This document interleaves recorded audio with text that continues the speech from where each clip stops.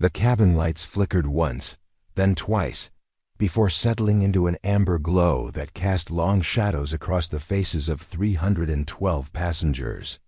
Maya Chen pressed her palm against the cool metal of the galley wall, feeling the Boeing 777's engines humming beneath her fingertips like a sleeping giant's heartbeat. She had learned to read these vibrations over her 8 years with Pacific Airways, the subtle shifts that meant turbulence ahead, the confident purr of a perfectly calibrated machine, the almost imperceptible hiccup that suggested something wasn't quite right. Preparing and narrating this type of story took U.S. long efforts and hard work. So if you are enjoying the story, please consider subscribing to our channel. Today, something wasn't quite right. "Maya, you look like you've seen a ghost," whispered Elena Rodriguez, her fellow flight attendant, as she squeezed past with a tray of untouched meals. Elena had been flying for 23 years, her dark eyes holding the wisdom of countless journeys across continents and time zones. Her silver hair was always perfectly pinned beneath her regulation cap, but today a few strands had escaped, framing her worried face. "The captain's been on the radio with Los Angeles for the past 40 minutes. That's not normal for a routine flight from Tokyo." Maya nodded, her throat suddenly dry. She reached for the small silver compass that hung around her neck, a gift from her grandfather, a merchant marine who had taught her that true north wasn't just a direction, but a way of living. The compass had been with her through every flight, every moment of doubt, every emergency drill that she prayed would remain. Just that, a drill. "Has anyone checked on Captain Morrison recently?" Maya asked, glancing toward the cockpit door. The sturdy barrier seemed more ominous than usual, its electronic lock glowing red like a warning beacon. Through the small window she could see the back of First Officer David Park's head, his posture rigid with concentration. But where was Captain Morrison? Elena's expression darkened. "That's what I'm worried about. He asked for coffee 3 times in the first hour, then nothing. David's been handling all the radio communications." She lowered her voice further, glancing around to ensure none of the passengers could overhear. "I tried to enter the cockpit 20 minutes ago to deliver refreshments, but David wouldn't unlock the door. Said the captain was indisposed." The word hung in the air between them like a storm cloud. Maya felt her pulse quicken, the familiar surge of adrenaline that came with recognizing a crisis before it fully revealed itself. She had trained for countless scenarios: medical emergencies, unruly passengers, mechanical failures, even terrorist threats. But something about this situation felt different, more complex than any simulation could prepare her for. "Ladies and gentlemen, this is First Officer Park speaking from the cockpit." The intercom crackled to life, David's voice carrying an unusual tension that made several passengers look up from their books and tablets. "We're experiencing some minor navigational adjustments, and will be making an unscheduled stop in Anchorage, Alaska. We apologize for any inconvenience and appreciate your patience." Maya and Elena exchanged glances. Anchorage was nearly 2,000 miles off their planned route to Los Angeles. This wasn't a minor adjustment, this was a complete course change that would add hours to their journey and require a significant amount of additional fuel. The kind of decision that required authorization from both the captain and ground control. The kind of emergency measure that airlines avoided unless absolutely necessary. A passenger in seat 14C raised his hand. Mr. Harrison, a frequent flyer whom Maya recognized from previous routes. He was a pharmaceutical executive who traveled between Tokyo and Los Angeles monthly, always polite but observant, the kind of passenger who noticed irregularities before others. "Excuse me, miss," he called softly. "Is everything all right? My GPS shows we've been flying in circles for the past 30 minutes. Maya approached his seat with her practiced smile, the one that conveyed calm competence even when her heart was racing. "Just some weather adjustments, sir. Nothing to worry about." But as she spoke, she noticed other passengers beginning to murmur among themselves. their phones and tablets displaying flight tracking apps that told a different story than the official announcement. In the galley, Alina was frantically checking her manual, the thick binder that contained protocols for every conceivable emergency. Her fingers moved quickly through the pages, searching for guidance that seemed increasingly inadequate for their current situation. "Maya," she whispered urgently, "I think we need to consider the possibility that something serious has happened." To Captain Morrison, the weight of that possibility settled over Maya like a heavy blanket. She thought of her training, the countless hours of emergency simulations, the psychology courses that taught her to remain calm under pressure. But nothing had prepared her for the prospect of a medical emergency involving the pilot of a fully loaded commercial aircraft at 37,000 feet. "We need to check on him," Maya decided, her voice barely audible above the engine noise. "Whatever protocol says, we need to know what we're dealing with." Elena nodded grimly.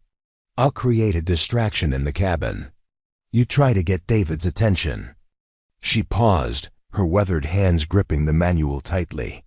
"Maya, I've seen a lot in 23 years of flying. Equipment failures, emergency landings, passengers with heart attacks. But I've never seen a first officer completely bypass the captain for this long. Something is very wrong." As Alina moved toward the main cabin to begin her distraction, Maya approached the cockpit door with careful steps. Through the small window, she could see David's profile, his jaw clenched with concentration as he spoke rapidly into his headset. The captain's seat was visible but appeared empty, the headrest tilted at a natural angle. Maya knocked softly on the door, the sound barely audible above the engine noise. David didn't respond. She knocked again, more firmly this time, and saw him glance back briefly before returning to his radio conversation. The red lock light remained steady, unyielding. "David," she called through the door, keeping her voice professional but urgent. "We need to speak with you about passenger services." This time, David turned fully around, his face pale and strained. Through the thick glass, Maya could see the exhaustion in his eyes, the kind of bone-deep weariness that came from carrying a burden too heavy for one person. He held up one finger, just a moment, then returned to his radio communication. Maya pressed her ear closer to the door, trying to catch fragments of his conversation with ground control. What she heard made her blood run cold. Unconscious for approximately 45 minutes. Unable to revive. Requesting immediate medical advice and emergency landing authorization. The compass around her neck seemed to grow heavier, pulling her attention back to the fundamental question that would define the next few hours. Which direction was true north when the very foundations of their journey had shifted beneath them? Behind her, Elena's voice rose cheerfully as she engaged passengers in conversation about their destinations, their families, their hopes for the trip, the kind of normal human interaction that suddenly felt precious and fragile. Maya realized that these 312 people had placed their trust in a system that was currently held together by a single overwhelmed first officer, and whatever emergency protocols could be cobbled together at 40,000 feet. But as she stood there, feeling the steady vibration of the engines and the weight of responsibility settling on her shoulders, Maya began to understand something that her training had never explicitly taught her. Sometimes being just a flight attendant meant being the person who stood between chaos and catastrophe, the human link in a chain of trust that passengers never saw but always depended on. The intercom crackled again, and David's voice returned, more strained than before. "Ladies and gentlemen, we're going to be making some additional course corrections. Please ensure your seatbelts are fastened and remain seated until further notice." Maya felt the aircraft bank slightly to the left, the movement subtle but noticeable. To someone who had spent years learning to interpret the language of flight, through the cabin windows she could see the Pacific Ocean stretching endlessly below them, its surface reflecting the late afternoon sun like scattered diamonds. Somewhere far below, Rescue ships and emergency crews were likely being mobilized, their own complex choreography of crisis response beginning to unfold.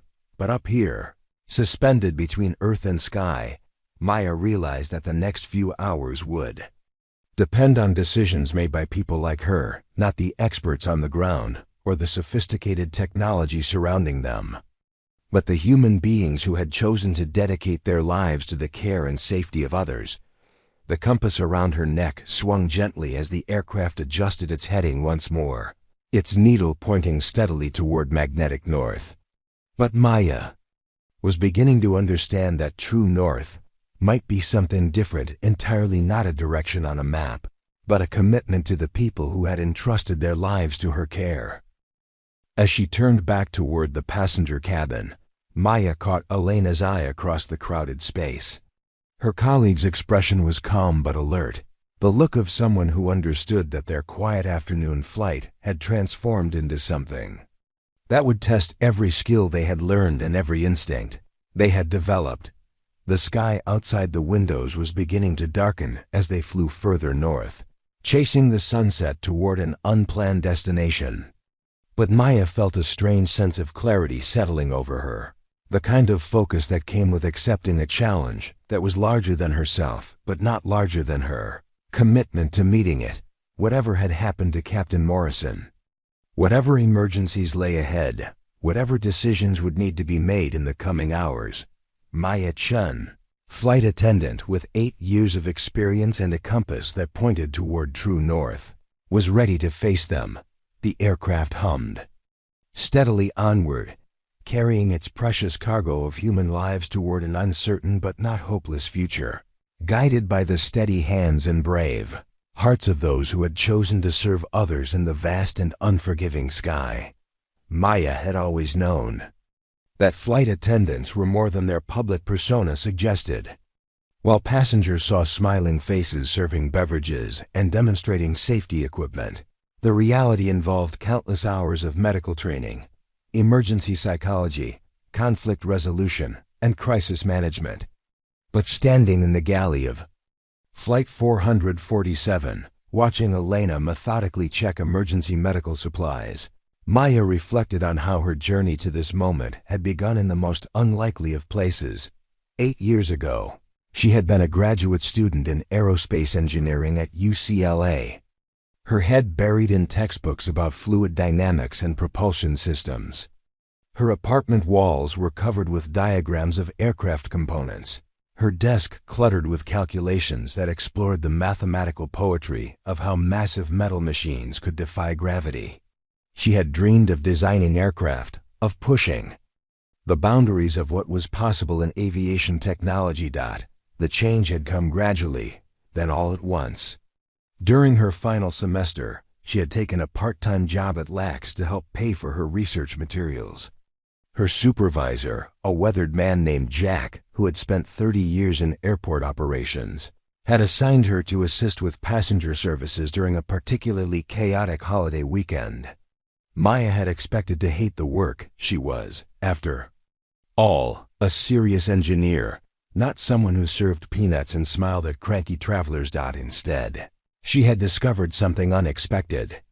As she helped an elderly woman navigate the confusing terminal, as she calmed a crying child whose parents were delayed, as she translated for a confused tourist who spoke little English, Maya realized that aviation wasn't just about the physics of flight. It was about connecting human lives across impossible distances, about creating trust between strangers, about the profound responsibility that came with carrying people safely through the sky. The morning she had decided to leave her engineering program and apply to flight attendant training, her advisor had looked at her as if she had announced plans to join the circus. "You're throwing away a promising career in aerospace design," Dr. Martinez had said, shaking his head. "Flight attendants are, well, they're not engineers." But Maya had tried to explain what she couldn't quite articulate then, but understood clearly now. Engineering was about creating systems that worked perfectly under ideal conditions. Flight attending was about making those systems work with human beings complex, unpredictable, frightened, hopeful human beings who needed more than perfect mechanical function to feel safe 37,000 feet above the earth. Her parents had been equally bewildered. Her father, a software engineer, had spent Maya's childhood teaching her to code, showing her how logical systems could solve complex problems. Her mother, a chemistry professor, had encouraged Maya's scientific curiosity, expecting her daughter to follow a traditional academic path. The idea that their daughter would choose service over science had challenged their understanding of success and ambition. "You're too smart to be a flight attendant," her mother had said during one difficult conversation, her voice carrying the weight of immigrant parents who had sacrificed everything to give their children opportunities they had never had. Maya had tried to explain that intelligence wasn't about the complexity of the problems you solved, but about recognizing which problems mattered most. And increasingly, she had realized that the problems that mattered most were human problems: how to help people feel safe, how to manage fear, how to create small moments of connection and care in an increasingly impersonal world. Her training had been rigorous in ways that surprised even her engineering background. 6 weeks of intensive education that covered everything from CPR and first aid to passenger psychology and crisis communication. She learned to recognize the signs of heart attacks, strokes, anxiety disorders, and diabetic emergencies. She memorized the locations of every piece of emergency equipment on 7 different aircraft models. She practiced evacuating passengers in 90 seconds in complete darkness while wearing high heels and a dress. But the most challenging part of her training had been learning to read people, to recognize the businessman whose aggressive behavior masked a fear of flying, to identify the mother whose calm demeanor was covering deep anxiety about traveling with young children, to spot the passenger whose fidgeting and sweating might indicate a medical emergency or something more sinister. Maya's instructor, a former flight attendant named Carolyn, who had 30 years of experience, had emphasized that their job was fundamentally about trust. "Passengers give us their lives," Carolyn had said during one memorable lecture. "They walk onto our aircraft and trust that we know how to take care of them. That's a sacred responsibility, not a service job." The first time Maya had encountered a real emergency, she had understood what Carolyn meant. 2 years into her career, during a red-eye flight from San Francisco to New York, a passenger in business class had suffered what appeared to be a heart attack. While the other flight attendants managed the crowd and contacted ground medical support, Maya had found herself kneeling beside the unconscious man, performing CPR while his wife sobbed and other passengers watched in terrified silence. The man had survived. When they landed in New York, paramedics had stabilized him and rushed him to the hospital, where doctors confirmed that Maya's quick response had likely saved his life. His wife had hugged Maya at the gate, tears streaming down her face, and said simply, "Thank you for giving me my husband back." That night, alone in her hotel room, Maya had finally understood why she had left engineering. The mathematical elegance of aircraft design was beautiful, but it was abstract. This work helping a man breathe, calming his terrified wife, coordinating with medical professionals on the ground was concrete, immediate, profoundly human. Over the following years, Maya had collected similar moments like precious stones. The time she had delivered a baby at 28,000 feet, working with a doctor passenger and a nurse to help a woman whose labor had started unexpectedly during a transcontinental flight. The afternoon she had talked down a suicidal passenger who had tried to open an aircraft door mid-flight, spending 3 hours in quiet conversation that gradually revealed the pain behind his desperate act. The morning she had organized passengers to help an elderly man who had become confused and disoriented, creating a community of care that transformed a potentially frightening situation into an example of human kindness. Each experience had taught her something new about the complexity of her role. Flight attendants were part nurse, part security officer, part counselor, part emergency responder. They were trained to handle everything from terrorist threats to allergic reactions to panic, attacks to equipment failures. They were expected to remain calm under pressure, to make split-second decisions that could affect hundreds of lives, to balance empathy with authority in ways that most people would find overwhelming. But Maya had also learned about the invisible aspects of her work, the emotional labor that passengers never saw. The nights she lay awake worrying about difficult flights, wondering if she had handled challenging situations correctly. The way her body absorbed the stress and fear of others, carrying the weight of their anxieties long after the flights ended.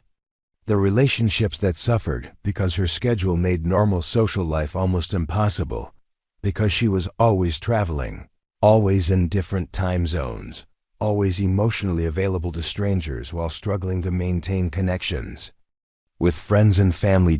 Her colleagues had become her chosen family. Alina, with her decades of experience and maternal wisdom. James, a former paramedic who brought medical expertise and dark humor to their crew. Sarah, barely 25 but already showing the instincts of a veteran, someone who could spot trouble before it fully emerged and diffuse tensions with a combination of charm and quiet authority. Together, they had created their own support system, sharing strategies for managing difficult passengers, trading stories that helped them process the emotional complexity of their work, covering for each other during personal crises, celebrating the small victories that made their challenging profession worthwhile. Maya remembered Elena's first advice to her. This job will break your heart and restore your faith in humanity, sometimes on the same flight. The key is learning to hold both experiences without letting either one define you completely. Now, as she watched Alina prepare for what might be the most serious emergency any of them had ever faced, Maya understood that her colleague had been preparing her for exactly this moment. All the training, all the difficult flights, all the human dramas they had witnessed and managed, everything had been leading to this afternoon when their skills would be tested in ways they had never imagined. The galley around them was a compact marvel of efficiency, every inch designed to maximize function in minimal space.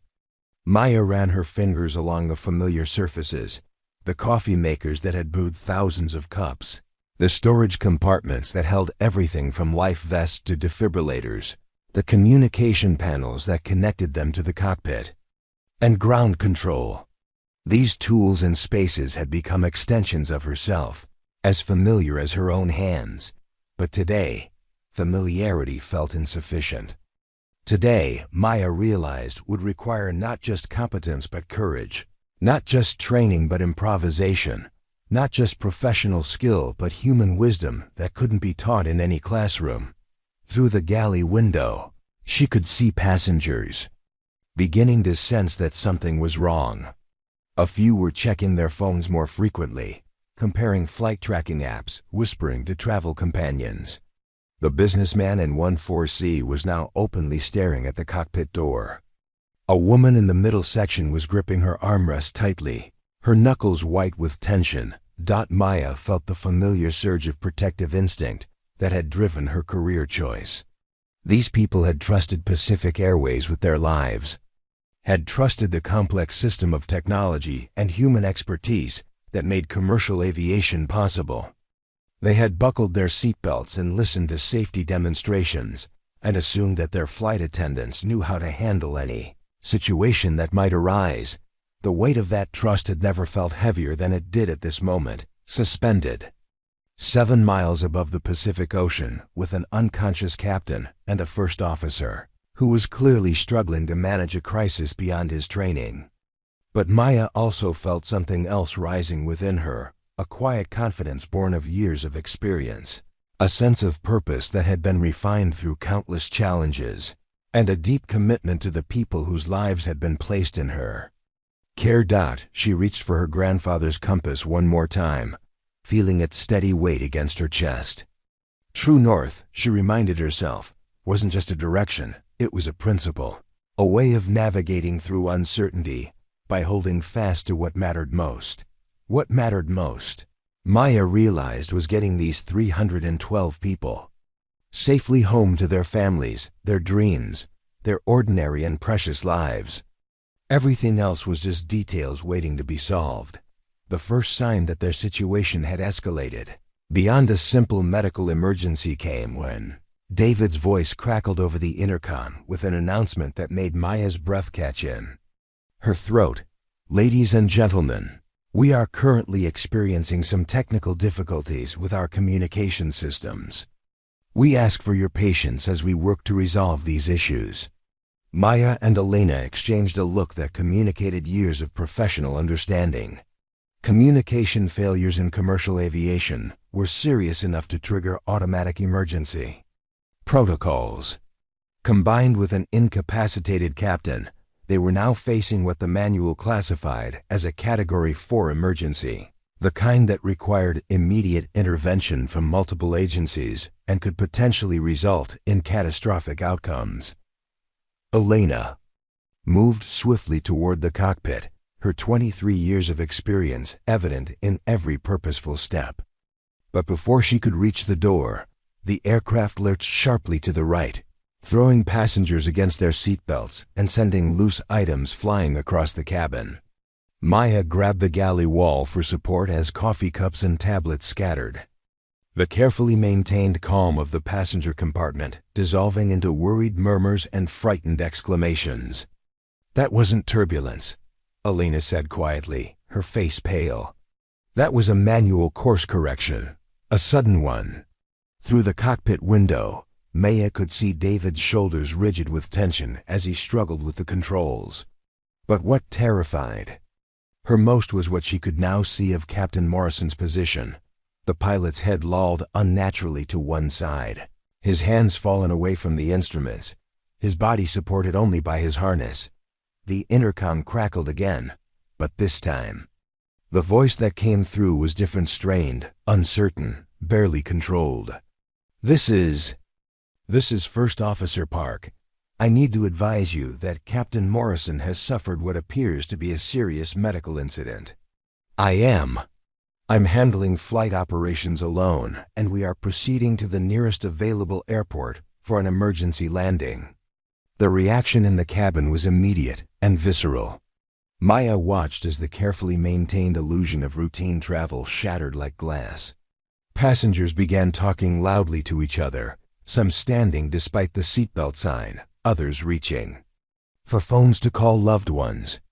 A child started crying in the back section, their distress echoing through the confined space and amplifying the general sense of panic. "Maya," Elena said urgently, "we need to implement emergency passenger management protocols immediately. This situation is about to get much worse before it gets better." Maya nodded, her training taking over even as her mind raced through the implications of their crisis. A first officer flying alone was technically possible. Commercial pilots were trained for single pilot operations in emergencies. But David Park had been with Pacific Airways for only 18 months, his logbook showing less than 800 hours in the Boeing 777. He was qualified, but barely experienced, and he was now responsible for the lives of everyone aboard. While dealing with the trauma of watching his captain collapse beside him, the flight's passenger manifest flashed through Maya's memory. A tech executive returning from business meetings in Tokyo, a young family relocating to Los Angeles, elderly, passengers on their dream vacation, college students studying abroad, business travelers who made this route regularly. Each passenger represented not just a life, but a network of connections, family members waiting at LAX, business meetings that wouldn't happen, children who needed their parents to come home safely. Among the passengers Maya knew were people with their own expertise who might be crucial in managing the crisis ahead. Dr. Susan Liu in seat 23B was a cardiac surgeon. Flying back from a medical conference, she had identified herself to the crew during boarding as someone willing to assist with medical emergencies. Marcus Thompson in seat 8A was a commercial pilot for a different airline, currently off duty but potentially invaluable if David needed assistance. Jennifer Walsh in seat 12C worked for the FAA and would understand the regulatory implications of their situation better than anyone else aboard. But Maya also recognized passengers who would require special attention during the crisis.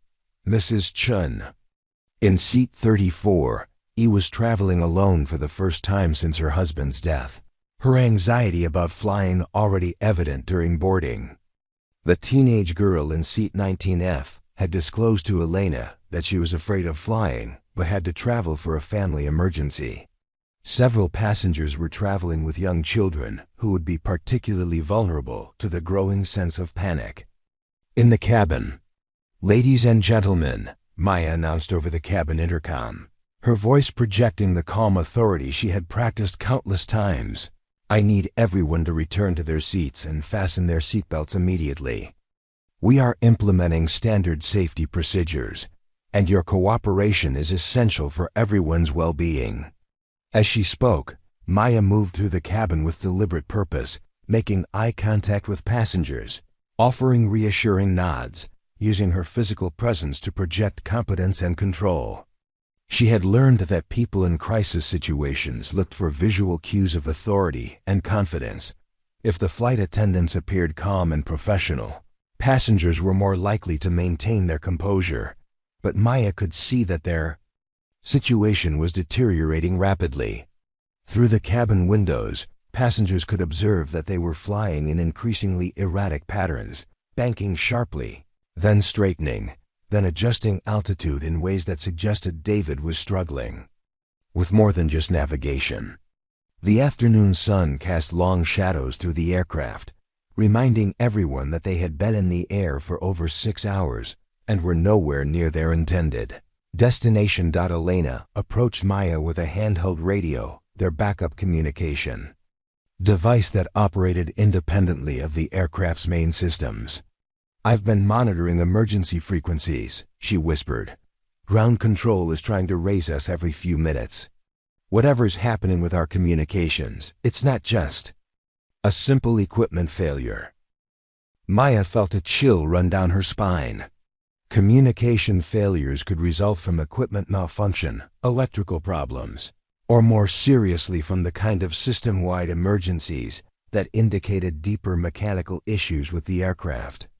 If their radios weren't working, ground control couldn't provide David with the navigational assistance and emergency support that single pilot operations required.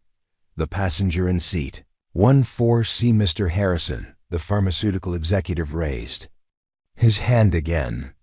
This time, his expression was serious rather than merely concerned. "Excuse me," he said quietly as Maya approached his row. "I need to tell you something important. I'm a licensed pilot myself, and I've been monitoring our flight path on my GPS. We're not just making course corrections, we're flying in patterns that suggest the pilot is lost." Maya's heart sank as she processed this information. If David had lost navigation capability in addition to dealing with communication failures, and his captain's medical emergency, their situation had moved beyond crisis into potentially catastrophic territory. A lost aircraft with limited fuel and no ground control contact was every aviator's worst nightmare. "Sir," Maya said carefully, "I appreciate your concern, but I need you to remain calm and allow our flight crew to manage the situation." "But Mr. Harrison shook his head. "You don't understand. I've been flying for 20 years, including some military experience. The patterns we're flying, they're search patterns. The kind of patterns you fly when you don't know where you are and you're trying to re-establish your position. But at our current fuel consumption rate, we can't afford to search much longer." The implications of this observation hit Maya like a physical blow. Not only were they dealing with an incapacitated captain and communication failures, but they might also be facing a navigation emergency that could leave them stranded over the Pacific Ocean with insufficient fuel to reach any airport. Elena appeared at Maya's shoulder, having overheard the conversation. "We need to get into that cockpit," she said quietly. "David needs help, and we might be the only people on this aircraft qualified to provide it. Maya nodded, understanding that. They were moving beyond standard emergency protocols into uncharted territory. Flight attendants were not trained to assist with aircraft navigation or flight operations, but they were trained to recognize when standard procedures were insufficient, and improvisation became necessary. As she made her way back toward the cockpit, Maya noticed that several passengers had begun using their phones to text family members, brief messages that carried the weight of potential farewells. The woman in seat 12C was crying quietly while typing, her screen reflecting words like, "Emergency" and "Love you." A businessman near the front of the cabin was dictating what appeared to be final instructions to someone, his voice barely audible above the engine noise. The atmosphere in the cabin had shifted from concern to fear, then from fear toward something approaching desperation. Maya realized that her role was evolving beyond passenger service or even emergency management. She was becoming the primary link between the frightened people in her care and whatever hope remained for their survival. At the cockpit door, Maya knocked firmly and called David's name. This time, he responded immediately, his voice carrying through the thick barrier with obvious relief. "Maya, thank God. I need ... I need help. Can you get me Dr. Liu from the passenger manifest? And that pilot in 8A. Of course, Maya replied. But David, we need to know what we're dealing with. The passengers are starting to panic, and we need to give them something to hold on to. There was a long pause before David responded, and when he did, his voice carried the weight of someone who had been carrying an impossible burden alone. Maya, I'm going to be honest with you. Captain Morrison has been unconscious for over an hour. Our communications went down about 30 minutes ago. And ... double quotes, his voice broke slightly. I think we might have a navigation problem too. I can see the ocean, but I'm not entirely sure where we are. Maya closed her eyes briefly, allowing herself one moment to feel the full impact of their situation. Then she opened them and focused on what needed to be done. David, we're going to figure this out together. You're not alone anymore. As she turned to gather the medical and aviation expertise from among their passengers, Maya caught sight of her reflection in the galley mirror. She looked tired, stressed, but determined. The woman looking back at her was no longer just a flight attendant serving beverages and safety demonstrations. She was someone who had accepted responsibility for 312 lives and was prepared to do whatever it took to bring them home safely. The compass around her neck swung gently as the aircraft banked again, searching for true north in more ways than one. But Maya realized that true north might not be a direction on a compass. It might be the commitment to never give up on the people who had placed their trust in her care. Outside the windows, the Pacific Ocean stretched endlessly in every direction, beautiful and terrifying in its vastness. Somewhere below that deceptively calm surface, rescue ships were likely beginning to mobilize. Somewhere behind them, air traffic controllers were coordinating search and rescue operations. Somewhere ahead of them, airports were preparing for emergency procedures. But here, 7 miles above the water, Maya Chen and her colleagues were the primary hope for everyone aboard Flight 447. And she was determined not to let that responsibility crush her, but to let it lift her to levels of competence and courage she had never known she possessed. Dr. Susan Liu moved through the crowded cabin with the purposeful stride of someone accustomed to life and death situations, her medical bag clutched firmly in her hand. Maya had explained the situation in careful, clinical terms, but the cardiac surgeon's experienced eyes had already assessed what Maya couldn't bring herself to say aloud. They were facing a cascade of emergencies that were testing the limits of everyone's expertise and courage. Behind Dr. Liu came Marcus Thompson, the off-duty pilot whose calm demeanor immediately reassured several anxious passengers. At 34, Marcus had logged over 4,000 hours in commercial aircraft, including significant experience with Boeing 777s. His presence in the cockpit wouldn't solve all their problems, but it would give David the psychological support and technical backup that single-pilot operations demanded. Before we enter the cockpit, Dr. Liu said quietly to Maya, "I need you to understand that if Captain Morrison has suffered a stroke or heart attack, the next few hours will be critical not just for our flight, but for his survival. I can provide medical intervention, but I'll need your crew to assist with medications and monitoring while I work." Maya nodded, feeling the weight of additional responsibility settling on her shoulders. In addition to managing passenger safety and supporting navigation efforts, she would now be serving as a medical assistant in an improvised intensive care unit 7 miles above the Pacific Ocean. Marcus placed a reassuring hand on Maya's shoulder. "I've reviewed the aircraft's technical specifications on my tablet," he said. "The Boeing 777 has excellent autopilot systems, but they require proper programming and monitoring. If David has been hand-flying the aircraft for the past hour while dealing with his captain's medical emergency, he's probably exhausted and making errors in judgment. The first thing I need to do is help him engage the autopilot and establish a stable flight pattern." As they approached the cockpit door, Maya could hear David's voice through the barrier, not the confident communication of a pilot in control, but the strained, rapid speech of someone operating beyond his comfort zone and training. He was talking to himself, running through checklists, trying to maintain the mental discipline that aviation demanded while coping with circumstances that would challenge far more experienced pilots.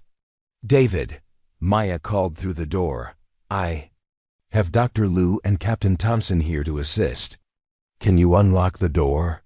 The electronic lock disengaged with a soft click, and the cockpit door swung open to reveal a scene that was both more and less dramatic than Maya had expected.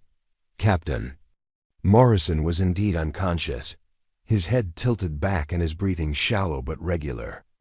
David was hunched over the controls, his shirt soaked with perspiration, his hands trembling slightly as he made continuous small adjustments to their heading and altitude.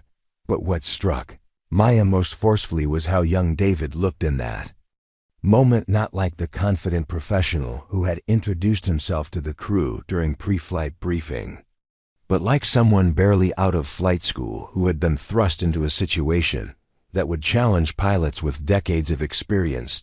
Dr. Liu immediately moved to Captain Morrison's side, her fingers finding his pulse while her eyes assessed his color and breathing pattern.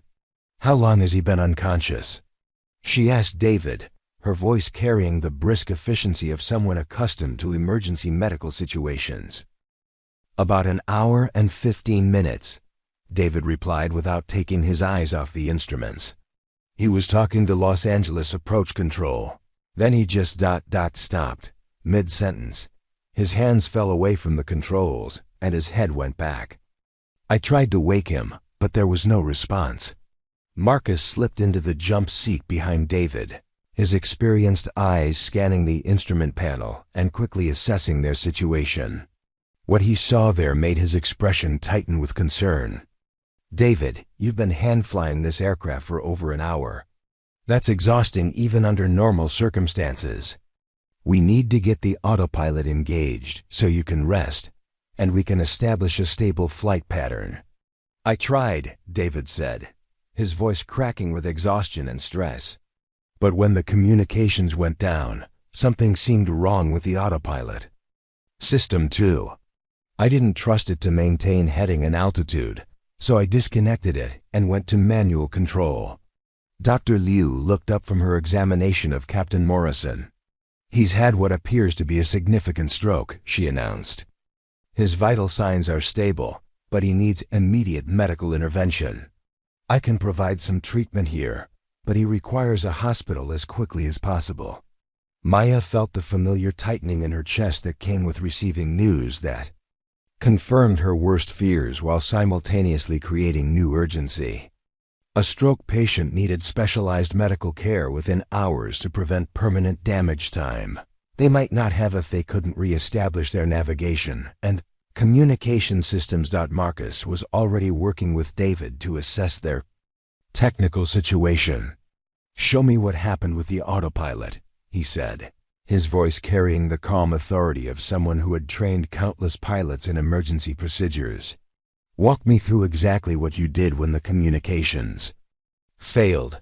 David's hands shook slightly as he pointed to various switches and displays.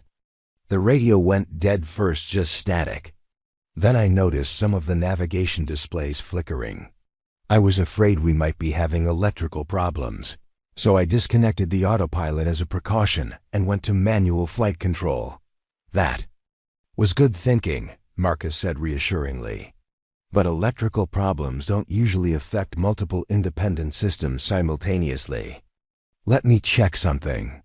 He began systematically testing different components, his fingers moving with practiced precision across the complex array of switches and displays. Meanwhile, Dr. Liu had begun administering medication to Captain Morrison from her medical kit. "Maya," she called softly, "I need you to monitor his pulse and breathing while I prepare additional treatment. If his condition changes, if his breathing becomes irregular or his pulse drops significantly, you need to alert me immediately." Maya positioned herself beside the captain's chair, her fingers finding the pulse point on his wrist.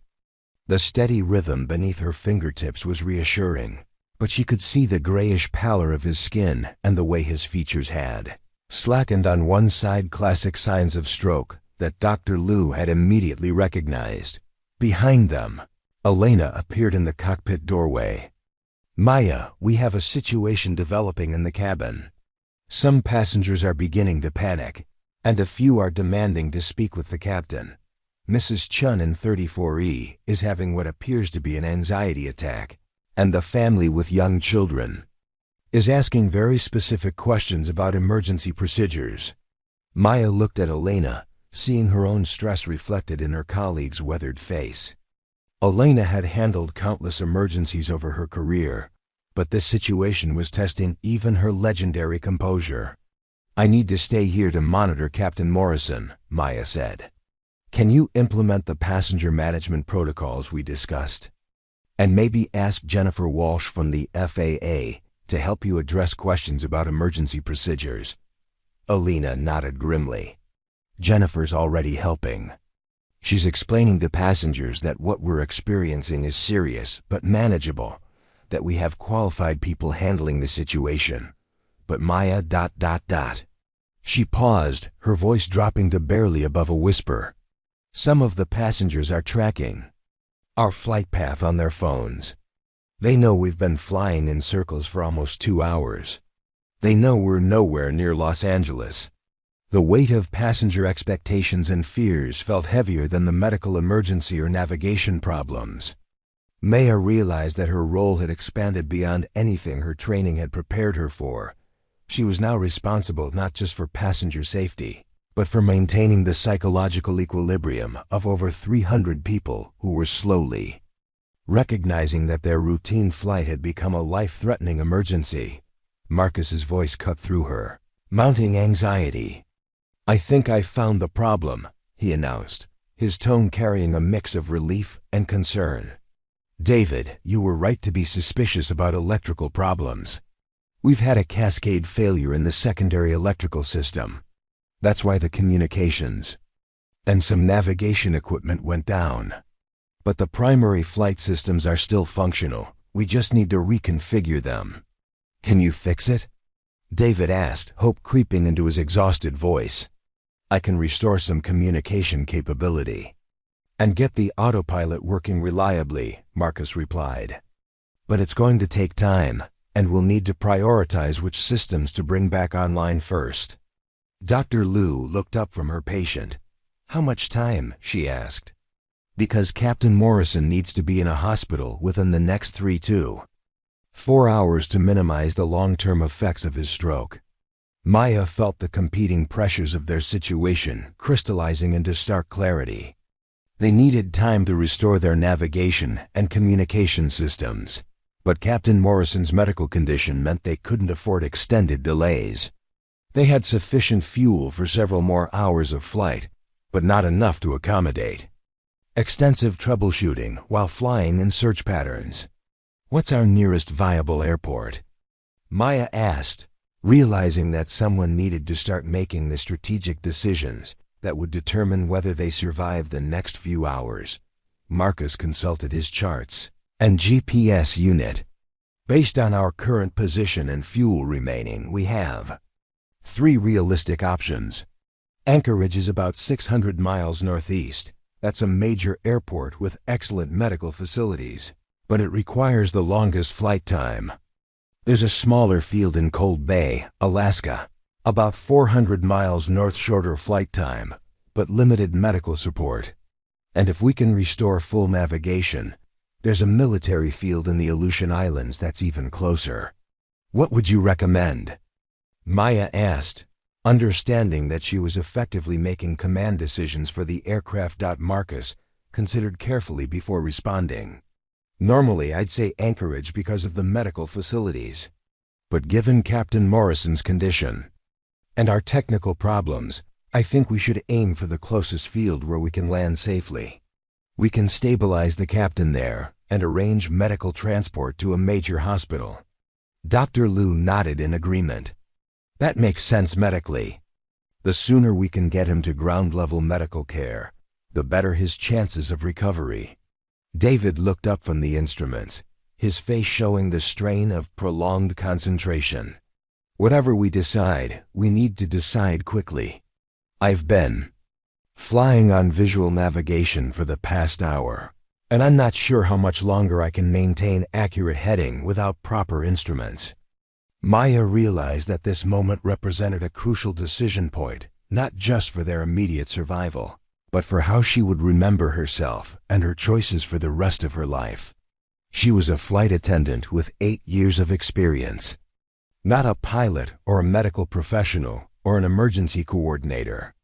But she was also the person who had accepted responsibility for the people on this aircraft, and she was the one who would have to live with whatever decisions were made in the next few minutes. Marcus, how quickly can you restore basic communication capability? She asked. Give me 20 minutes, maybe 30 if I'm careful and systematic about it. And David, how long can you continue manual flight operations? David paused, assessing his own physical and mental state with the honesty that aviation demanded. Maybe another hour, possibly 2 if I take brief breaks and let Marcus spell me. Dr. Liu, what's Captain Morrison's immediate prognosis? Stable for now, but time is critical. Every hour we delay medical treatment reduces his chances of full recovery. Maya absorbed this information, feeling the weight of command settling on her shoulders like a heavy cloak. She thought of her grandfather's compass, pointing steadily toward magnetic north, and realized that her true north in this moment was the simple commitment to bringing everyone home alive. Here's what we're going to do, she said, her voice carrying a calm authority that surprised even herself. Marcus, you have 30 minutes to restore whatever communication capability you can. David, I want you to set a heading for the closest viable airport, Cold Bay, if that's your recommendation. Dr. Liu, you continue monitoring Captain Morrison and let me know if his condition changes. I'm going back to the cabin to update the passengers and manage the situation there.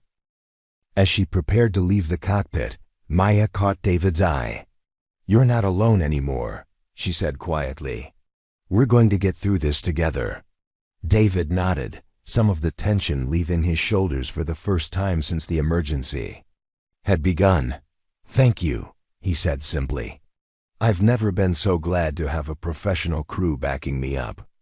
Maya made her way back into the passenger cabin, where Alina was engaged in quiet conversation with Jennifer, Walsh, and several other passengers who had identified themselves as having relevant expertise. The atmosphere was tense but not panicked. Elena's steady presence and Jennifer's authoritative explanations had helped maintain order despite the obviously irregular nature of their flight, but Maya could see that their situation was fragile. Passengers were checking their phones constantly, tracking their erratic flight path, calculating their own estimates of fuel remaining and time to destination. Several people were making what appeared to be final phone calls to family members, their conversations carrying the weight of potential farewells. "Ladies and gentlemen," Maya announced over the cabin intercom, "I want to update you on our current situation. We are proceeding to an alternate airport for an emergency landing. Due to a medical situation involving our captain, we have qualified medical personnel on board providing care, and an experienced pilot assisting our first officer with flight operations.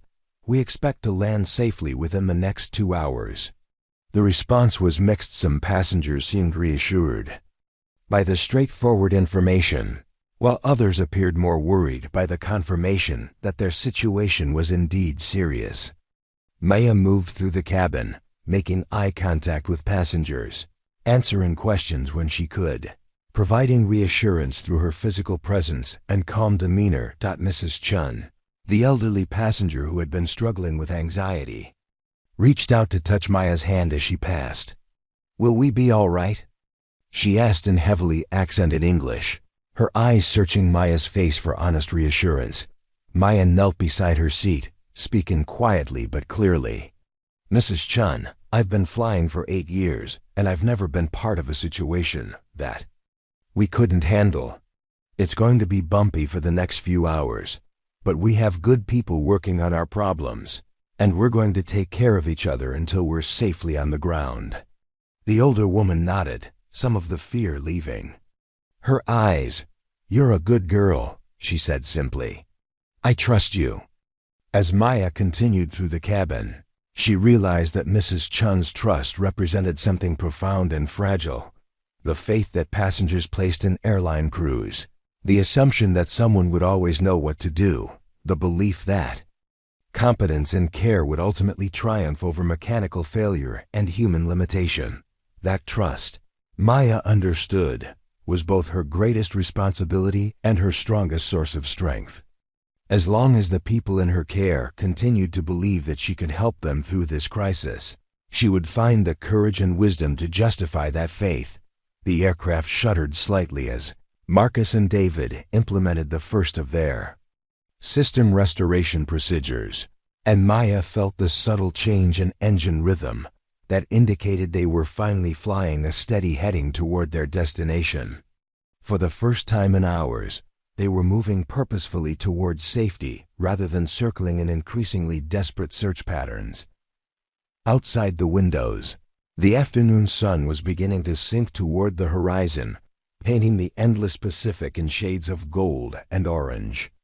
Somewhere ahead of them, an airport was preparing for their emergency arrival.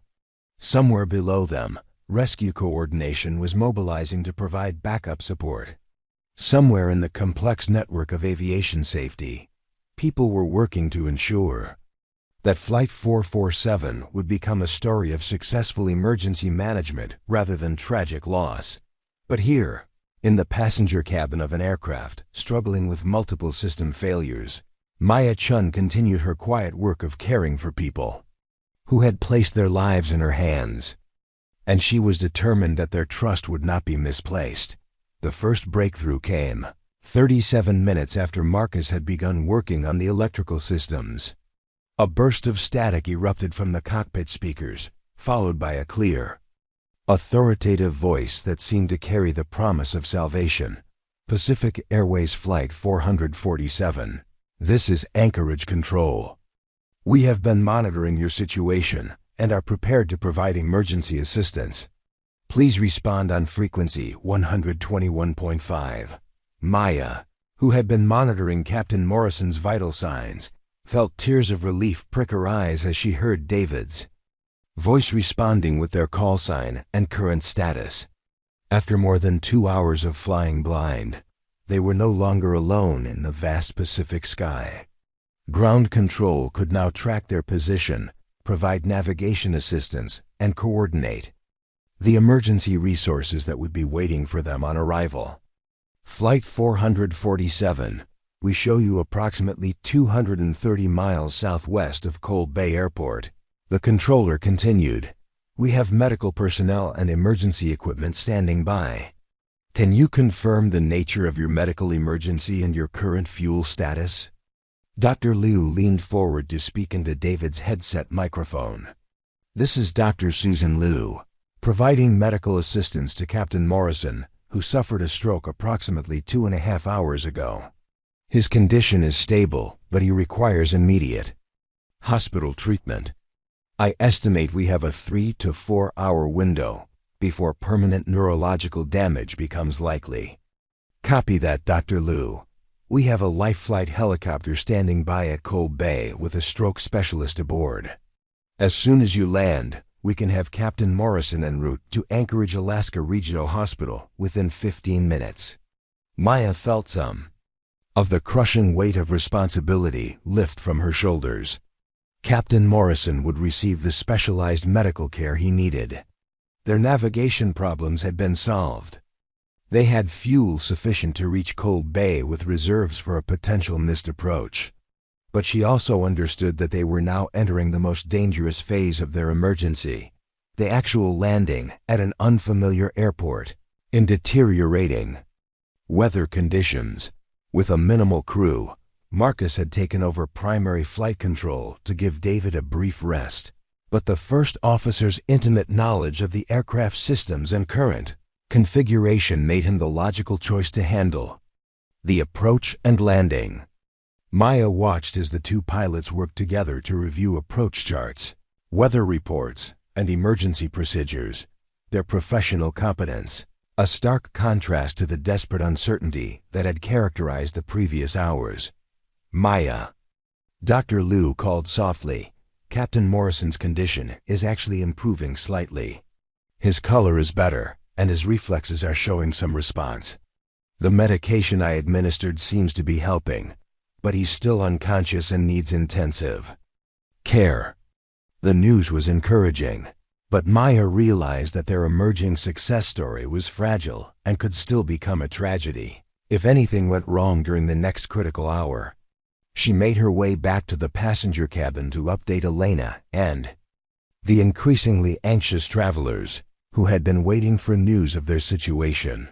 The scene in the main cabin had evolved during the time Maya had spent in the cockpit.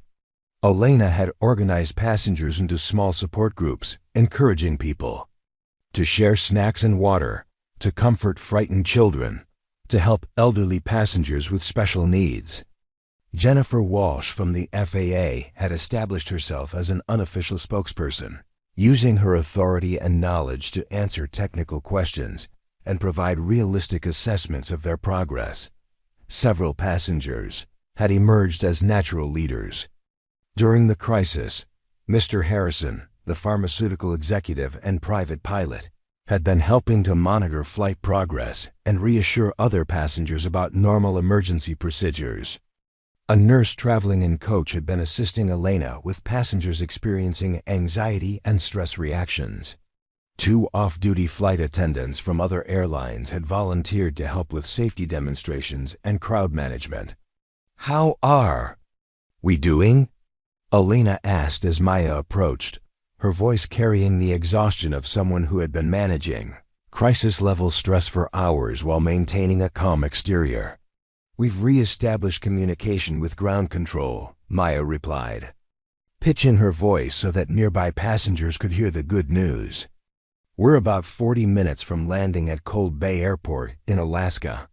Emergency medical personnel are standing by for Captain Morrison, and the airport is fully prepared for our arrival." The response was immediate and emotional. Some passengers began crying with relief, others started applauding, several reached for their phones to text family members with updates.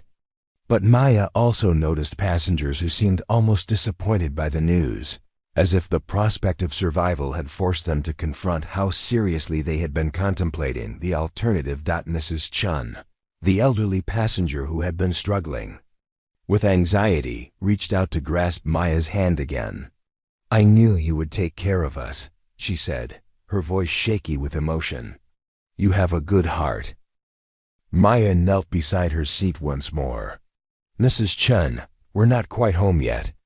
The next hour is going to require everyone to follow safety instructions very carefully. Can you help me by staying calm and helping other passengers stay calm too? The older woman nodded solemnly. I will be your helper, she said with dignity that reminded Maya why she had chosen this profession, not for the technical challenges or the travel opportunities, but for these moments of human connection and mutual care.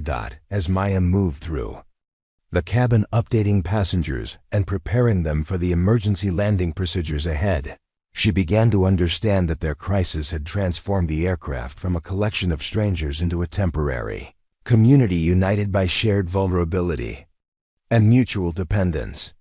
People were sharing phone chargers and snacks, comforting crying children who weren't their own, helping elderly passengers reach overhead luggage, offering encouragement to anyone who seemed frightened or overwhelmed. The teenage girl in seat 19F, who had disclosed her fear of flying during boarding, was now helping to entertain younger children with games and stories.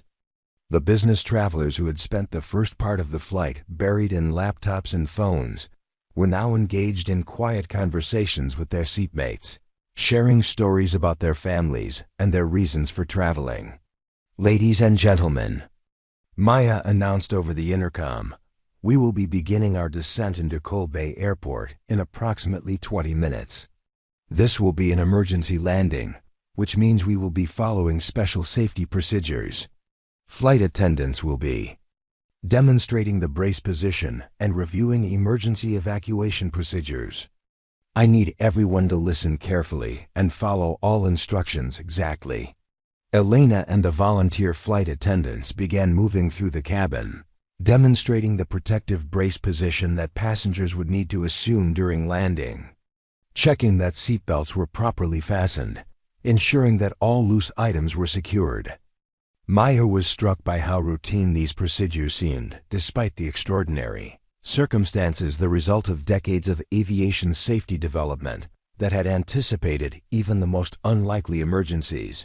From the cockpit, she could hear David and Marcus working through their pre-landing checklists, their voices calm and professional despite the stress they had endured.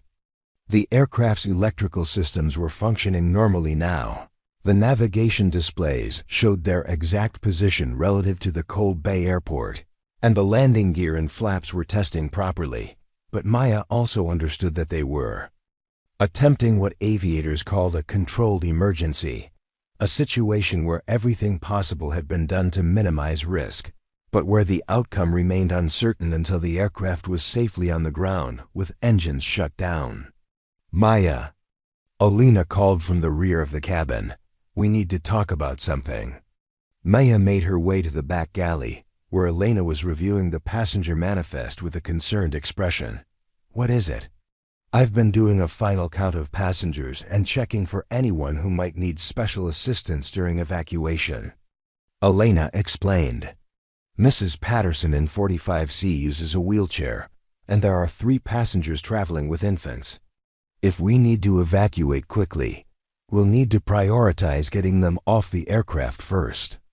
Maya nodded, understanding that even their successful emergency landing might require rapid evacuation if there were any signs of fire, fuel leaks, or structural damage to the aircraft. The Kobe Bay Airport had emergency equipment standing by, but the responsibility for safely evacuating over 300 passengers would rest primarily with the flight attendants. Have you identified passengers who can assist with evacuation? Maya asked.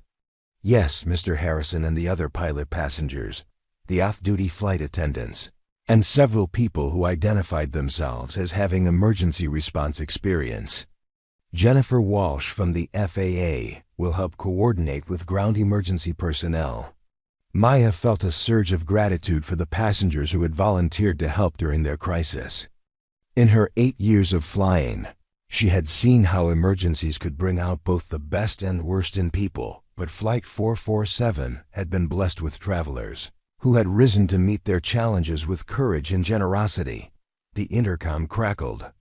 With David's voice, "Ladies and gentlemen, we are beginning our final approach to Kobe Bay Airport. Please ensure your seatbelts are securely fastened and your seats are in the upright position. Flight attendants, Please prepare the cabin for landing." Maya made her way forward, checking on passengers one final time, offering reassurance and encouragement, mentally rehearsing the evacuation procedures she hoped they wouldn't need to use. Through the windows, she could see the approaching coastline of Alaska, the runway lights of Cold Bay Airport growing larger as they descended through the late afternoon sky dot in the cockpit. Dr. Liu was securing Captain Morrison for landing, ensuring that his medical equipment was properly attached and that he would be protected during the potentially rough touchdown that emergency landings sometimes required. His vital signs remained stable, and Dr. Liu expressed cautious optimism that his stroke treatment had been initiated soon enough to prevent permanent damage. 2 minutes to touchdown, Marcus announced over the intercom. Everyone in brace position. Now. Maya looked around the passenger cabin one final time, seeing 312 people who had entrusted their lives to her care, who had followed her instructions and supported each other through hours of uncertainty and fear. They came from different countries and cultures, different generations and backgrounds, but they had become a community united by their shared experience of crisis and their mutual commitment to helping each other survive. The aircraft touched down with a firm but controlled impact, the landing gear absorbing the force as the reverse thrusters engaged and the brakes brought them to a gradual stop on the Cold Bay runway. For a moment, the cabin was silent except for the sound of engines winding down and the mechanical noises of an aircraft returning to Earth. Then the silence erupted into applause and cheers, passengers embracing strangers who had become temporary family. Tears of relief flowing freely as people reached for phones to call loved ones with the news that they had survived.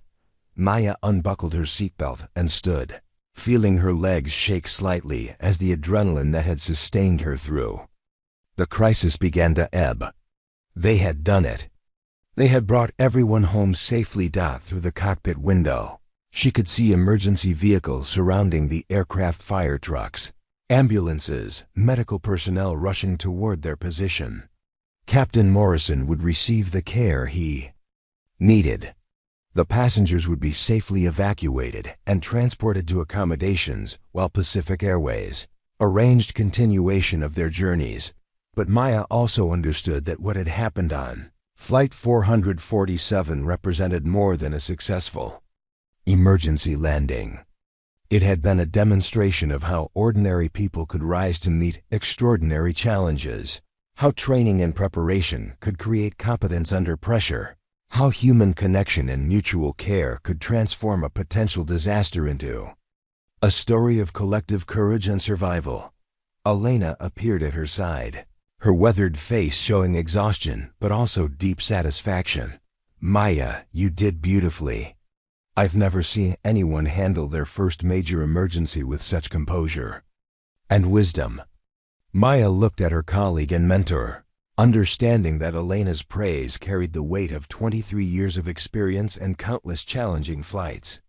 "We all did this together," Maya replied. "Every person on this aircraft contributed to getting us home safely." As the evacuation began calm and orderly, with passengers helping each other and thanking the crew members who had guided them through their crisis, Maya felt a profound sense of completion. Not just the completion of a successful emergency response, but the completion of her understanding of what it meant to be a flight attendant. She was not just someone who served beverages and demonstrated safety equipment. She was someone who accepted responsibility for human lives, who possessed the training and temperament to manage the unthinkable, who could find strength and wisdom in the moment when everything familiar and predictable fell away. The compass around her neck had swung steadily throughout their crisis, pointing toward magnetic north. But Maya now understood that true north was not a direction on a compass. It was the commitment to never abandon the people who had placed their trust in her care, no matter how impossible the situation might seem. As the last passengers departed, the aircraft and Captain Morrison was carefully transferred to the waiting medical helicopter. Maya stood in the empty cabin and allowed herself a moment of quiet satisfaction. She had faced the test that every flight attendant hoped never to encounter, and she had proven worthy of the trust that passengers placed in airline crews. Tomorrow, there would be investigations and reports, interviews with aviation authorities, analysis of what had gone wrong and what had gone right. But tonight, 312 people would sleep safely in their beds, reunited with their families and their dreams, because a group of ordinary professionals had refused to accept the possibility of failure. 3 months later, Maya stood in the training facility at Pacific Airways headquarters, watching a new class of flight attendants practice emergency procedures. Their instructor was demonstrating the proper way to operate emergency slides, his voice carrying the authority of someone who understood that these skills might someday mean the difference between life and death for hundreds of passengers. The key to managing any emergency, the instructor explained to the attentive students, is preparation, communication, and remaining calm under pressure. You need to trust your training, support your crew members, and never lose sight of your primary responsibility, the safety and well-being of your passengers. Maya smiled slightly, remembering when she had heard those same words during her own training 8 years ago. They had seemed abstract then, theoretical concepts to be memorized and demonstrated in simulated emergencies. Now she understood them as fundamental truths that had been tested in the most real way possible. Since Flight 447, Maya's life had changed in ways both subtle and profound. Pacific Airways had promoted her to senior flight attendant and asked her to assist with crew training programs, sharing her experience with new hires and veteran staff alike. Aviation magazines had published articles about the emergency, praising the crew's response and using their story as a case study in crisis management. But the changes that mattered most to Maya were quieter and more personal. She had discovered a depth of confidence and competence within herself that she had never known existed. The woman who had stood in that galley, questioning whether she could handle the unfolding crisis, was gone, replaced by someone who knew with certainty that she could meet whatever challenges her profession might present.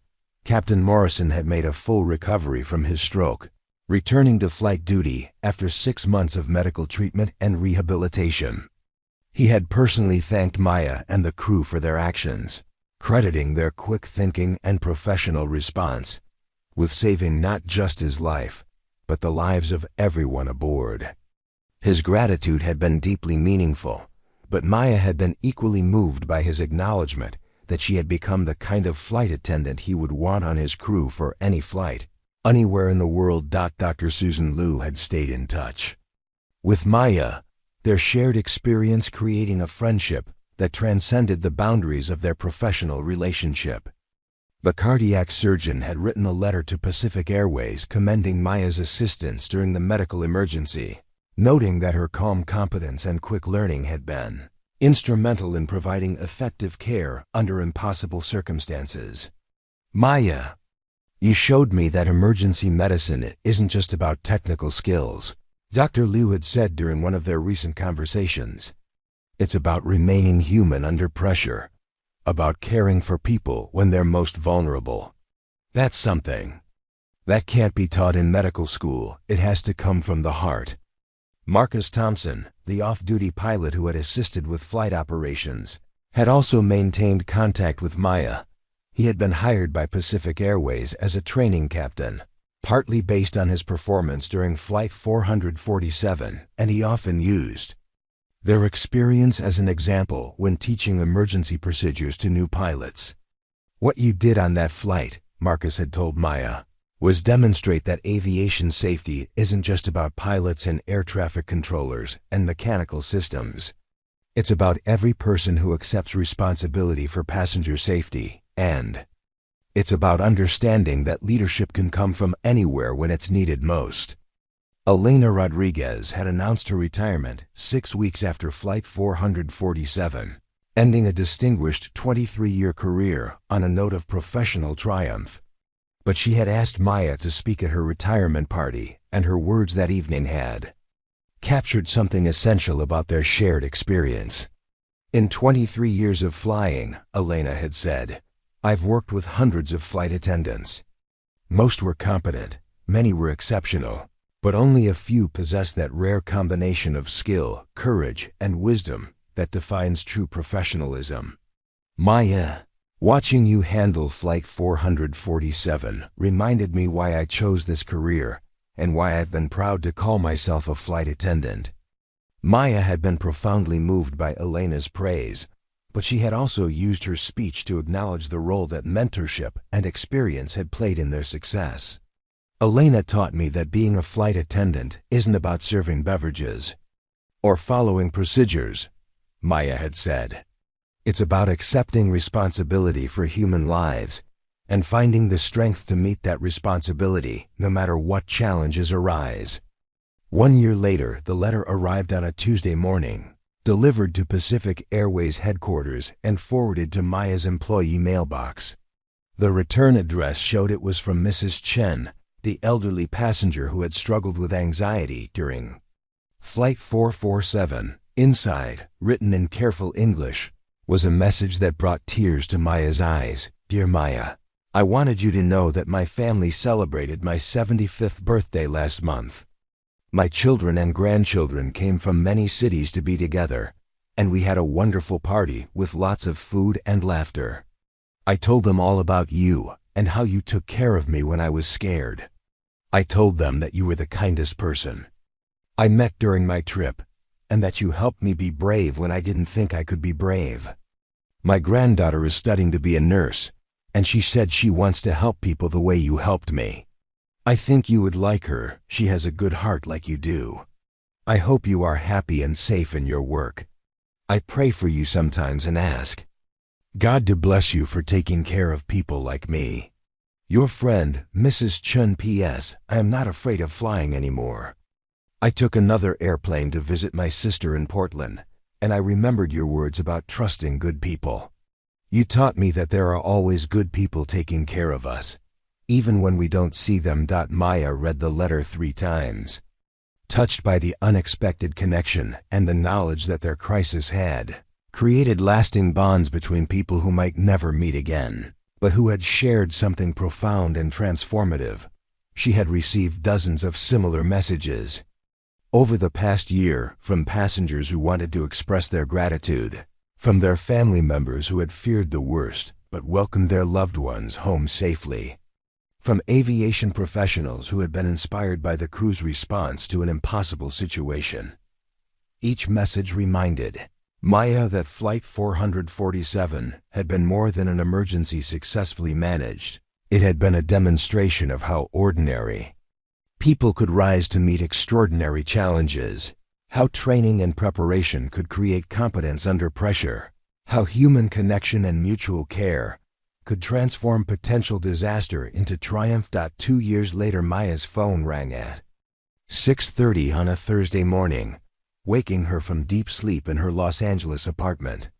The caller ID showed Pacific Airways operations, and Maya's heart rate immediately increased. Early morning calls from the airline usually meant emergency scheduling changes or serious operational problems.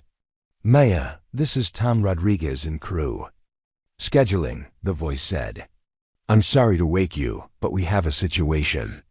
Flight 892 from Tokyo to San Francisco has a medical emergency involving one of the flight attendants. The crew is requesting a senior attendant with emergency experience to join the flight when it stops in Anchorage for fuel. Can you be at LAX? In 2 hours? Maya was already reaching for her uniform. Of course. What's the nature of the medical emergency? One of the flight attendants suffered a severe allergic reaction and had to be hospitalized in Tokyo.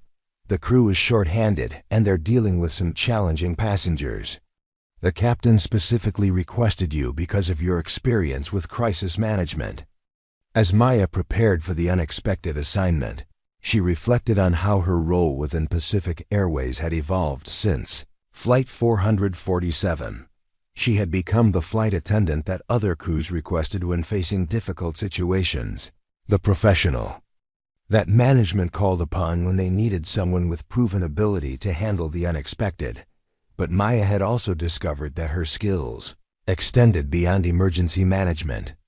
Her experience with crisis had taught her to read passengers more accurately, to recognize anxiety and fear before they escalated into problems, to create the kind of calm, competent atmosphere that made people feel safe and cared for.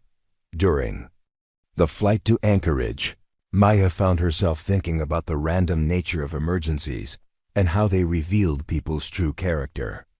She had learned that courage wasn't the absence of fear, but the decision to act responsibly despite fear. She had discovered that leadership wasn't about authority or position, but about accepting responsibility and inspiring others to do the same. When Flight 892 landed in Anchorage, Maya was struck by the symmetry of returning to the airport where her own crisis had ended 2 years earlier. The terminal looked exactly the same, but Maya felt profoundly different, more confident, more aware of her capabilities, more committed than ever to the profession she had chosen. The crew of Flight 892 greeted her with obvious relief. The senior flight attendant, a woman named Patricia with 15 years of experience, explained the situation. They were dealing with an unusually large number of nervous passengers, several medical issues that required ongoing attention, and the stress of being one crew member short on a fully booked international flight. "I've heard about what you did on Flight 447, Patricia said as they reviewed the passenger manifest and discussed potential challenges for the remaining hours to San Francisco. "I'm hoping you can help us turn this into a positive experience for our passengers instead of the ordeal it's becoming." Maya surveyed the cabin as passengers reboarded after the fuel stop, quickly assessing the dynamics and identifying people who might need special attention. She noticed an elderly man who appeared disoriented and confused, a young mother traveling alone with twin infants, several passengers who seemed highly anxious about the medical emergency delay, and a businessman who was loudly complaining about missed connections and demanding compensation. As the aircraft pushed back from the gate, Maya began implementing the passenger management skills she had developed through experience and training. She approached the elderly passenger with gentle questions that revealed he was struggling with early-stage dementia and had become confused during the extended travel day. She arranged for other passengers to keep an eye on him and ensure he received assistance when needed. The young mother with twins was overwhelmed and exhausted, clearly at the breaking point of managing 2 infants during a long international flight. Maya organized nearby passengers to help with feeding schedules and diaper changes, creating an impromptu support network that transformed potential chaos into community cooperation. The anxious passengers responded to straightforward information about the crew change and medical situation, their fears diminishing when Maya explained the procedures and timeline in clear, reassuring terms. The complaining businessman required a different approach, acknowledgement of his frustration, combined with firm but respectful boundaries about appropriate behavior. By the time Flight 892 reached San Francisco, the atmosphere in the cabin had shifted from tense and problematic to cooperative and even friendly. Passengers were thanking the crew for their professionalism. Several people exchanged contact information with fellow travelers who had helped them during the journey, and the young mother with twins was in tears of gratitude for the assistance she had received. Patricia pulled Maya aside during the post-flight crew debriefing. "What you did today was remarkable," she said. "You took a flight that was heading toward disaster and turned it into one of the most positive passenger experiences I've seen in 15 years. How did you learn to do that?" Maya considered the question carefully before responding. "I learned it during a crisis that forced me to understand what this job really requires. It's not just about safety procedures or customer service. It's about recognizing that every passenger has entrusted their life to our care, and our responsibility is to prove worthy of that trust no matter what challenges we face." 5 years. Later, the conference room at the International Association of Flight Attendants was filled with aviation professionals from around the world, senior flight attendants, training instructors, airline executives, safety experts, and government regulators. Maya sat at the head of the table, reviewing her notes for the presentation she was about to deliver on crisis management and emergency response protocols. At 32, Maya had become one of the most respected voices in aviation safety, her experience on Flight 447 having launched a career that combined hands-on flight operations with training development and policy advocacy. Pacific Airways had promoted her to Director of Crew Training and Emergency Response, a position that allowed her to shape how the next generation of flight attendants would be prepared for the challenges of their profession. Ladies and gentlemen, the conference moderator announced, our keynote speaker today is Maya Chen, whose leadership during the Pacific Airways Flight 447 emergency has become a case study in crisis management and passenger care. Maya will be discussing how flight attendant training programs can better prepare crews for complex emergency scenarios. Maya stood and moved to the podium, looking out at faces that represented decades of aviation experience and commitment to passenger safety. She had delivered this presentation dozens of times around the world, but each audience brought new perspectives and challenges that kept her message fresh and relevant. 5 years ago, Maya began. I was a flight attendant with 8 years of experience who thought I understood what my job required. I had completed all the training programs, passed all the emergency simulations, and handled numerous difficult situations during routine flights. I was competent, professional, and confident in my abilities. She paused, allowing the audience to settle into her story. Then Captain Morrison collapsed in the cockpit of Flight 447. Our communications failed, our navigation systems malfunctioned, and I found myself responsible for the lives of 312 people in a situation that no training program had adequately prepared me for. Maya clicked to her first slide, showing a photograph of the Boeing 777 on the tarmac at Cole Bay Airport, surrounded by emergency vehicles. What I learned during those terrifying hours was that crisis management isn't just about following procedures. It's about making decisions when the procedures don't cover your situation, about finding strength you didn't know you possessed, about accepting responsibility that extends far beyond your job description.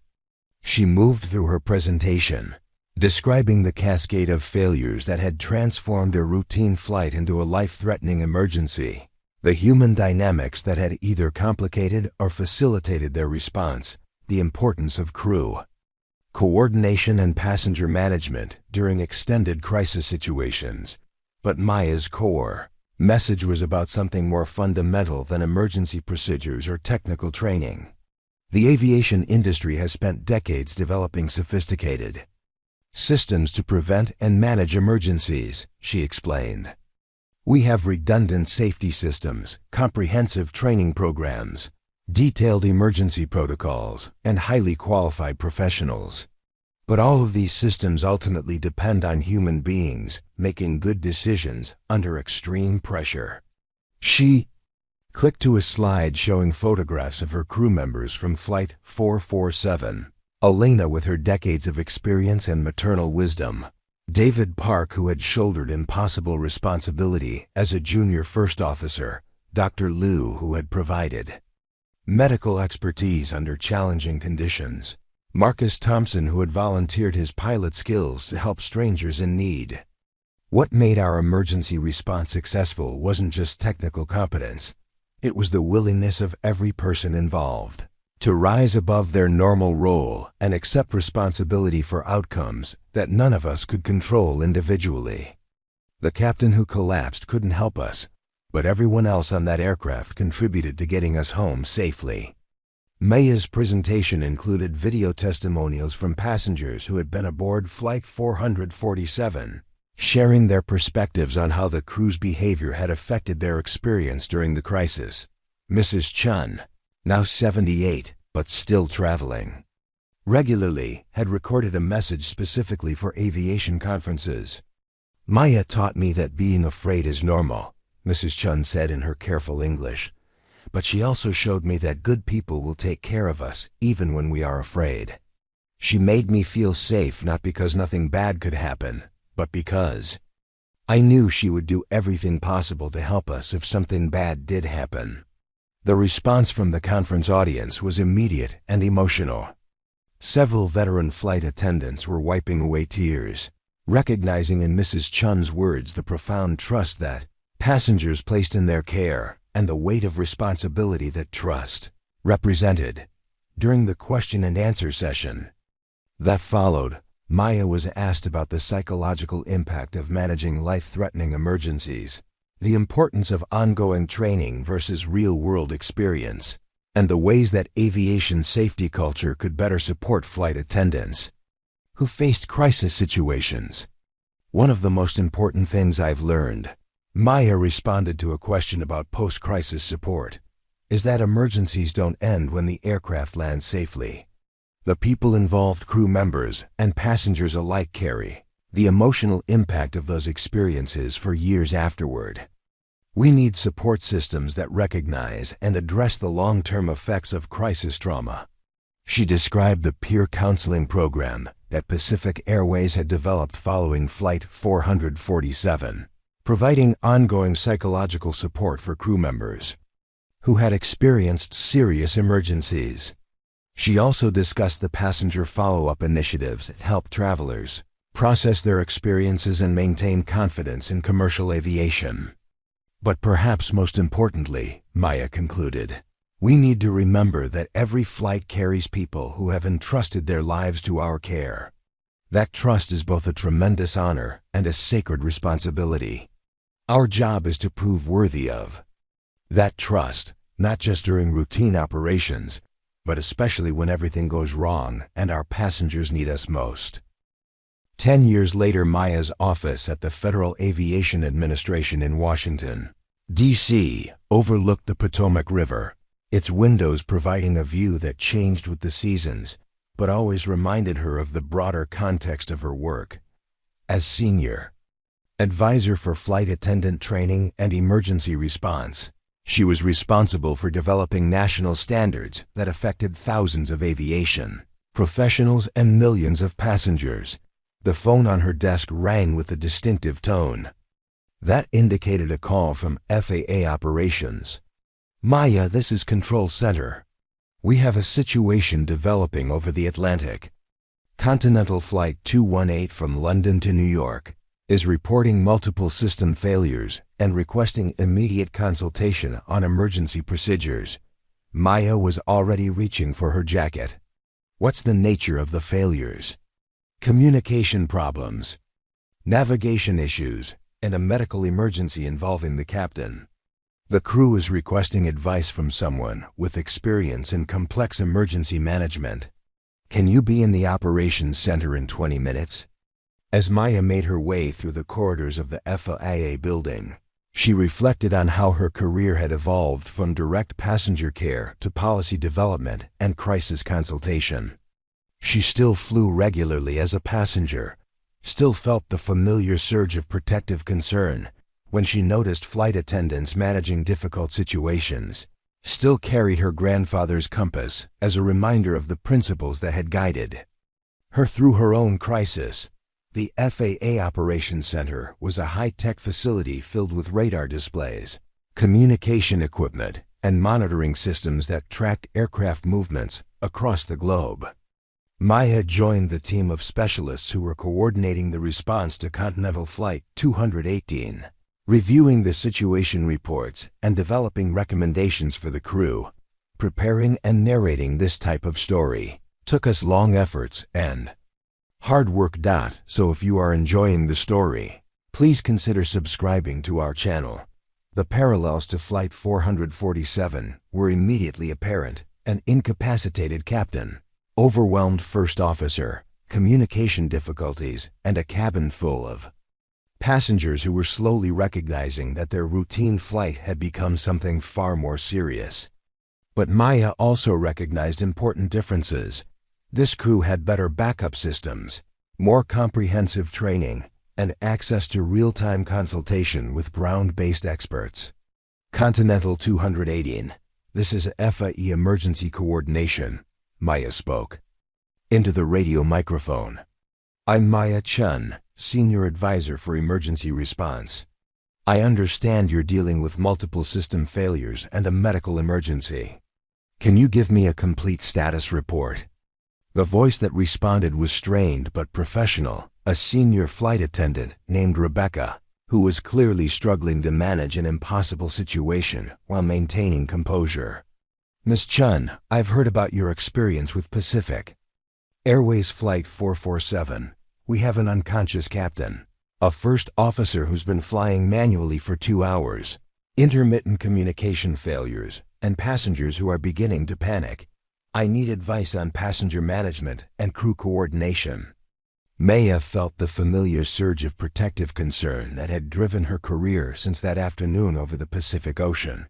Here was another professional facing the kind of crisis that tested every skill and every instinct, another group of passengers whose lives hung in the balance while complex systems failed around them. Rebecca, you're not alone anymore, Maya said, echoing the words she had spoken to David Park a decade earlier. We're going to work through this together, step by step, until everyone is safely on the ground. Over the next 3 hours, Maya coordinated with Continental Flight 218's crew, providing guidance on passenger management, crew resource utilization, and emergency procedures. She helped them identify passengers with relevant expertise, including a cardiologist, who could assist with the captain's medical care, and a retired airline pilot who could provide backup support to the overwhelmed First Officer. When Continental Flight 218 landed safely at Shannon Airport in Ireland, Maya felt the same profound satisfaction she had experienced after her own emergency landing. Another aircraft full of people had come home safely. Another crew had proven worthy of the trust placed in their care. Another potential disaster had been transformed into a story of professional competence and human courage. The flight attendant who had coordinated with Maya sent a message the next day. Miss Chen, your guidance and support made all the difference. You helped us remember that we had the skills and the strength to handle our crisis. Thank you for showing us that we could be heroes when our passengers needed us to be heroes.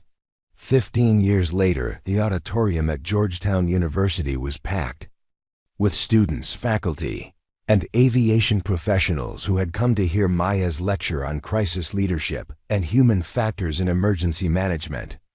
At 42, she had become a sought-after speaker who bridged the gap between practical aviation experience and academic research on organizational behavior and crisis response. Leadership, Maya told the audience, isn't about position or authority. It's about accepting responsibility when responsibility needs to be accepted. On Flight 447, I wasn't the most senior crew member. I wasn't the most experienced professional aboard. And I certainly wasn't the person anyone expected to make command decisions. But I was the person who chose to accept responsibility for outcomes I couldn't control. She paused, looking out at faces that included current flight attendants, aspiring aviation professionals, business students studying crisis management, and researchers investigating human performance under extreme stress. Each group brought different perspectives to her message, but all were grappling with the fundamental question of how ordinary people could rise to meet extraordinary challenges. The passengers on Flight 447 didn't care about my job title or my place in the organizational hierarchy, Maya continued. They cared about whether I could help them feel safe, whether I could make good decisions under pressure, whether I would abandon them when things became difficult. Leadership in that context meant proving worthy of their trust regardless of whether I felt qualified to do so. She clicked through slides showing her current work with international aviation organizations, her consulting with airlines around the world, her research on crew resource management and passenger psychology during emergency situations. But Maya always returned to the human elements that had defined her experience and shaped her understanding of professional responsibility. One of the students in last year's class asked me whether I ever regretted leaving my engineering program to become a flight attendant, Maya shared. The question surprised me because it implied that crisis management was somehow less intellectually challenging than aerospace design. But I've learned that managing human beings under extreme stress requires every bit as much intelligence, creativity, and problem-solving ability as designing aircraft systems. She described the complex decision-making process that had characterized Flight 447, balancing medical urgency against navigation uncertainty, managing passenger psychology while coordinating crew resources, making strategic choices based on incomplete information while under tremendous time pressure. Engineering problems have optimal solutions that can be calculated and verified, Maya explained. Human problems require judgment, empathy, intuition, and the ability to inspire others to perform beyond their normal capabilities. Both types of problems are intellectually demanding, but human problems carry the additional weight of moral responsibility. During the question and answer session, a graduate student asked about the long-term psychological effects of managing life-threatening emergencies. Maya's response drew on 15 years of reflection and ongoing consultation with crisis trauma specialists. The experience changes you, she admitted. You can't be responsible for 300 lives in a crisis situation and remain the same person you were before. But the change doesn't have to be damaging. It can be transformative in positive ways. I learned capabilities I didn't know I possessed, developed confidence that has served me throughout my career, and gained a perspective on what really matters that has enriched my personal and professional life. She described the ongoing relationships she maintained with Flight 447 passengers, the professional network that had emerged from their shared experience, the ways that crisis had created lasting bonds between people who had faced the ultimate test together. Mrs. Chen, the elderly passenger who was so frightened during our emergency, sends me a Christmas card every year, Maya shared. She always includes a photograph of her growing family and a note about her travels. Last year, she flew to Japan to visit her great-grandchildren. She wrote that she wasn't afraid because she remembered that there are always good people taking care of passengers, even when we can't see them. The audience responded with spontaneous applause, recognizing in Mrs. Chen's continued trust a validation of everything Maya had accomplished in her career. But Maya also used the story to illustrate a deeper point about the ripple effects of professional competence and human caring. Mrs. Chen's confidence in aviation safety affects her children and grandchildren, her friends and community members, everyone who hears her story of being cared for during a crisis. Her trust multiplies exponentially, creating a legacy of confidence that extends far beyond our original emergency. That's the real measure of successful crisis management, not just the immediate outcome, but the long-term impact on people's faith in the systems and professionals who serve them. 20 years later, Maya stood in the departure lounge at Los Angeles International Airport, waiting to board a flight to Washington, D.C., where she would be addressing a congressional hearing on aviation safety and emergency response protocols. At 47, she had achieved a level of professional recognition that would have seemed impossible during her early years as a flight attendant, but she had never lost sight of the fundamental values that had guided her career. The gate area was filled with the familiar mix of business travelers, families on vacation, students heading back to school, elderly passengers visiting relatives, the same diverse collection of humanity that had characterized Flight 447 2 decades earlier. Maya watched the boarding process with the experienced eye of someone who had spent her career caring for traveling passengers, noting the subtle signs of anxiety, excitement, weariness, and anticipation that defined the airport experience. A young flight attendant approached Maya's seat, her uniform crisp and her smile professional but nervous. "Excuse me," she said quietly. "Are you Maya Chen? The Maya Chen from Flight 447? Maya nodded, recognizing in the young woman's expression the same mixture of excitement and uncertainty she had felt during her own early years in aviation. "Yes, I am. What's your name?" "I'm Sarah Martinez. I just finished flight attendant training last month, and we studied your emergency response during our crisis management course. Our instructor said you redefined what it means to be a professional flight attendant." She paused, then continued with obvious sincerity.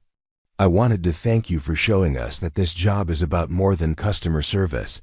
It's about accepting responsibility for people's safety and well-being."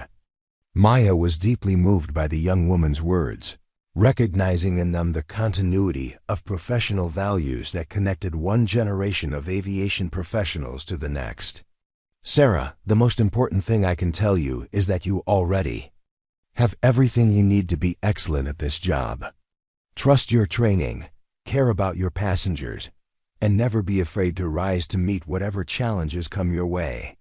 They talked for several more minutes about the realities of flight attendant work, the importance of ongoing education and skill development, the ways that each flight offered opportunities to make a positive difference in people's lives.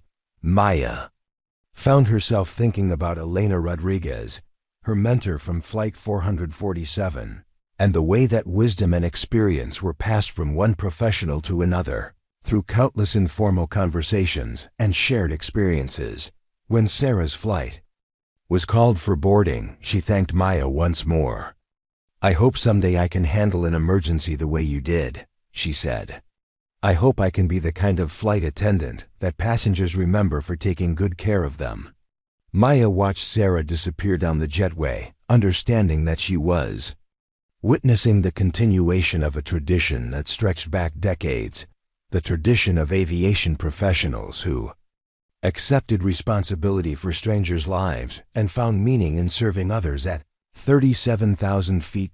As her own flight prepared for departure, Maya reflected on the journey that had begun with her decision to leave aerospace engineering and dedicate her life to passenger care. Every choice she had made since then, from her initial flight attendant training to her current role as a national policy advisor, had been guided by the simple principle that human lives were precious and that those who chose to serve others bore a sacred responsibility to be worthy of the trust placed in their care. The aircraft pushed back from the gate and began its taxi toward the runway, and Maya felt the familiar sensation of anticipation that had never dimmed despite decades of flying. She still carried her grandfather's compass, still felt the quiet satisfaction of knowing that she had chosen a profession that mattered, still believed that the work of caring for others was among the most meaningful and important work anyone could do. Through the window, she could see the lights of Los Angeles spreading endlessly toward the horizon, each light representing lives and dreams and human stories that connected in countless ways.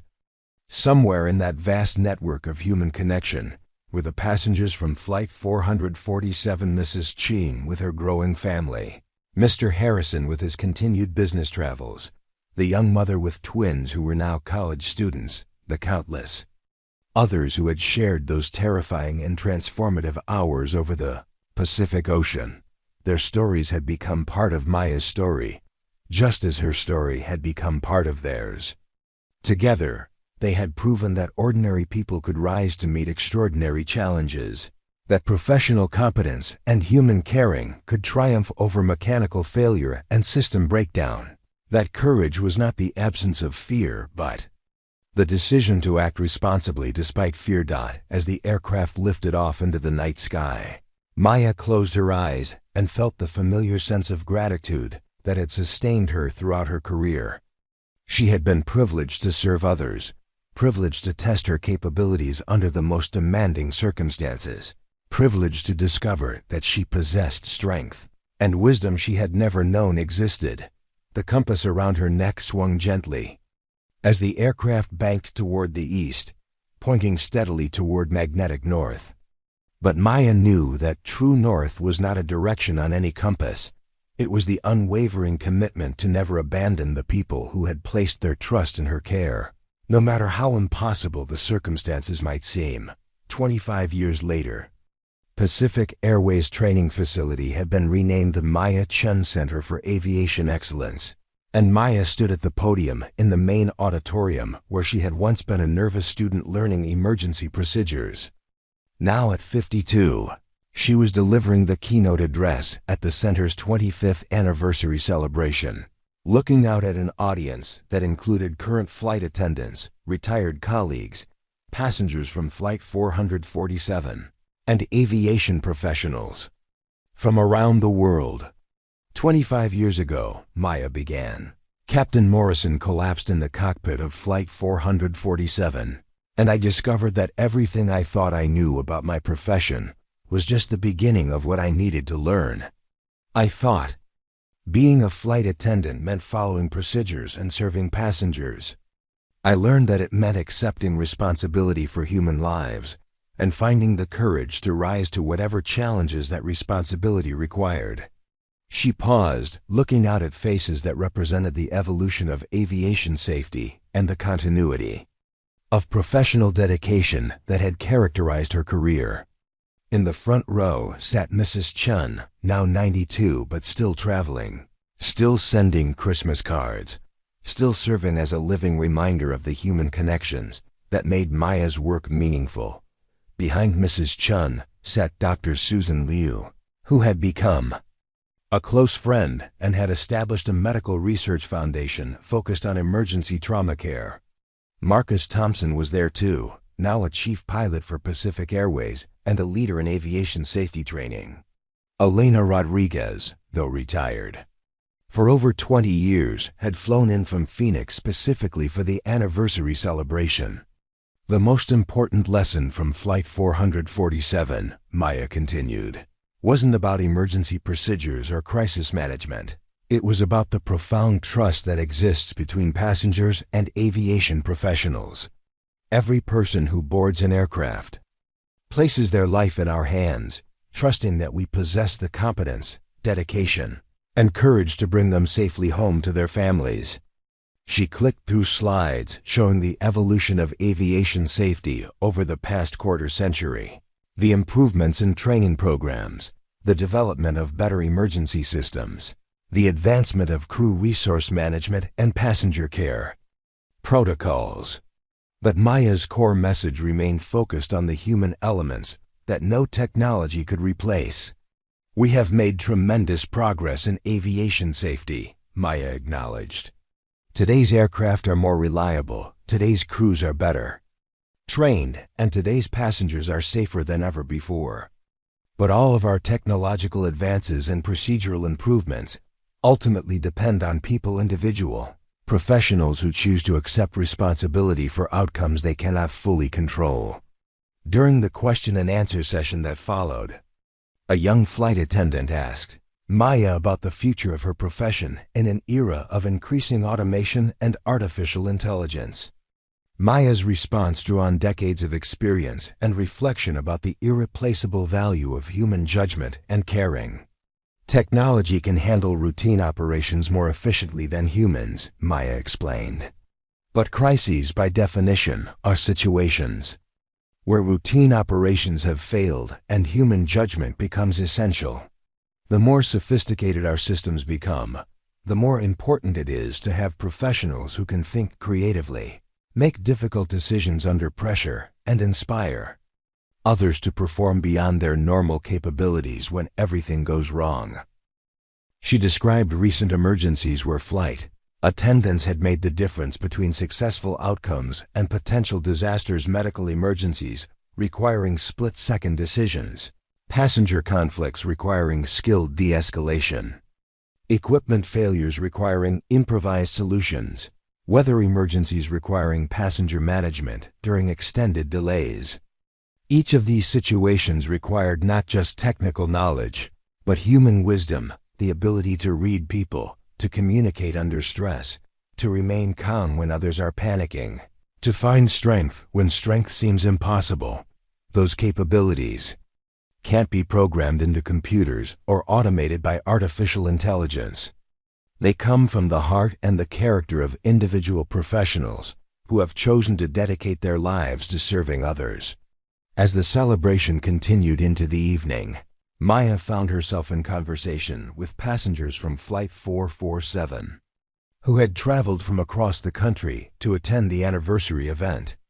Each had their own story of how that emergency had affected their lives, their careers, their understanding of human courage and professional dedication. Mr. Harrison, the pharmaceutical executive who had helped monitor their flight path during the crisis, had gone on to establish a foundation that provided medical supplies to remote airports around the world. His experience on Flight 447 had taught him about the importance of emergency preparedness and the value of helping others during crisis situations. The young mother who had been traveling with twin infants had become a pediatric nurse, inspired by the care and support she had received from fellow passengers during their emergency. Her children, now college graduates, had both chosen careers in public service, one as a paramedic, the other as a teacher, influenced by their family story of being helped by strangers during a crisis. The teenage girl who had overcome her fear of flying during Flight 447 had become a commercial pilot herself, one of the increasing number of women entering aviation careers. She credited Maya's example with showing her that aviation was a profession where competence and character mattered more than gender or traditional expectations. As the evening drew to a close, Maya stepped outside onto the terrace of the training center, looking up at the star-filled sky that had witnessed countless aircraft carrying precious cargo of human lives across impossible distances. The lights of Los Angeles spread endlessly below her, each representing lives and dreams and connections that made her work meaningful. Mrs. Chen appeared beside her, moving slowly but with dignity, her weathered hand still steady as she gripped her walking cane. "Maya," she said in her carefully pronounced English, "I wanted to thank you one more time before I go home." Maya took the elderly woman's hands in her own, feeling the paper-thin skin and the surprising strength that had sustained Mrs. Chen through 92 years of life, including that terrifying afternoon over the Pacific Ocean. "Mrs. Chen, you don't need to thank me anymore. You've already given me the greatest gift possible, the knowledge that what we did mattered, that our work made a difference in people's lives." Mrs. Chen smiled, her eyes bright with unshed tears. "You taught me that there are always good people taking care of us, even when we can't see them. I've told that story to my children and grandchildren and great-grandchildren. They know that when they travel, there are people like you watching over them." As Mrs. Chen made her way slowly back into the building, Maya remained on the terrace, feeling the weight and privilege of a career spent in service to others. She had never imagined, during those early years of engineering study, that her life would be defined by caring for strangers, managing crises, and proving worthy of the trust that passengers placed in aviation professionals. But standing there, under the vast sky that had been her workplace for nearly 3 decades, Maya understood that she had found exactly the life she was meant to live. She had discovered capabilities she never knew she possessed, had made a difference in countless lives, had helped to create a safer and more caring aviation industry. The compass around her neck, her grandfather's gift that had guided her through her darkest moments, caught the starlight as she turned back toward the building. True north, she had learned, was not a direction on any compass, but a commitment to never abandon the people who had placed their trust in her care. Tomorrow, young flight attendants would begin their training in the Maya Chen Center, learning emergency procedures and passenger care protocols, studying crisis management and crew resource utilization. They would hear the story of Flight 447, but more importantly, they would learn the fundamental truth that had guided Maya's entire career, that being a flight attendant meant accepting responsibility for human lives and finding the courage to be worthy of that sacred trust. The aircraft passing overhead carried their own precious cargo of passengers. who trusted that qualified professionals were caring for their safety.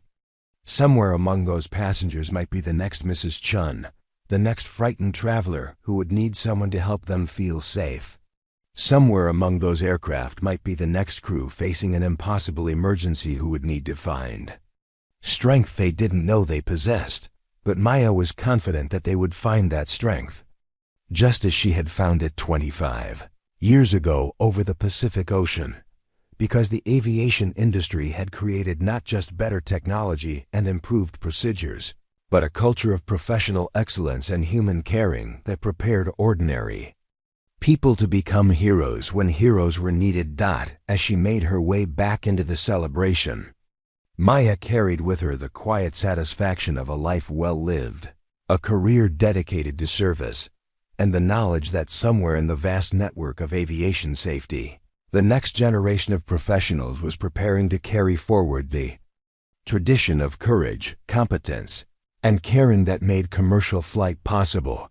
The story of Flight 447 had become part of aviation history, but more importantly, it had become part of the continuing story of how ordinary people could rise to meet extraordinary challenges when the lives of others depended on their courage and competence. And that story, Maya knew, would continue as long as there were professionals willing to accept the sacred responsibility of caring for others at 37,000 feet, guided by their own version of true north, and sustained by the knowledge that their work truly mattered in the lives of the people they served.